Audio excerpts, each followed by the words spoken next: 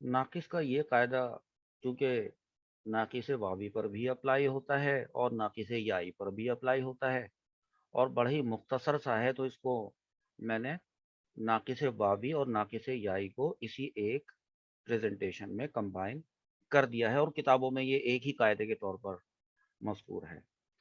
कायदा ये कहता है कि अगर लाम कलमे में वाव आ जाए और वो वाव कहाँ पर आए, जैसे ये वाव आ रहा है ना, ये वाला वाव भी देखें, वो कहाँ पर आए, वो इस तरह से आए कि उससे पहले अलिफ ज़ायदा हो, तो ऐसी सूरत में उस वाव को हमजा से बदलना वाजिब है। जैसे इस वाव को नेक्स्ट स्टेप में हमजा से बदल दिया। तो पहला स्टेप क्या था?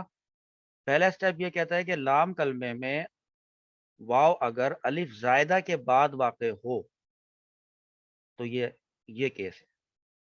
तो ऐसी सूरत में हमजा से बदलना वाजिब है, वो ये सूरत है। अच्छा, और अगर लाम कलमे में या हो तो क्या करना है? जैसे ये रिदा यून के अंदर आप देख रहे हैं, लाम कलमे में ये या आ रही है और वो भी अलिफ ज़ायदा, तो क्या ये कायदा उस पे भी लगता है? जी हाँ, बिल्कुल उस पे भी लगता है। देखिए यहाँ लिखा है मैंने नाकिस याई का कायदा।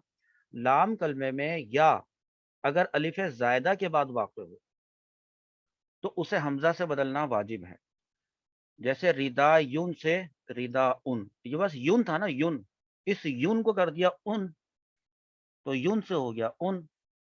अच्छा, अब आप अगर इसको मिला के लिखना चाहें तो आप यूँ भी लिख सकते हैं कि लाम कलमे में अगर वाव या अलिफ ज़ायदा के बाद वाक़ हों, तो उनको हमज़ा से बदलना वाजिब है।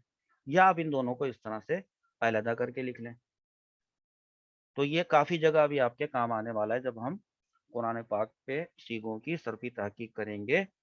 तो लिखा हुआ आ रहा होगा दुआ उन या अस्माउ, और वो होगा अस्मावु, वो होगा वाव और वह हमज़ा वो होगा जो कि वाव से तब्दील होने के बाद आया होगा।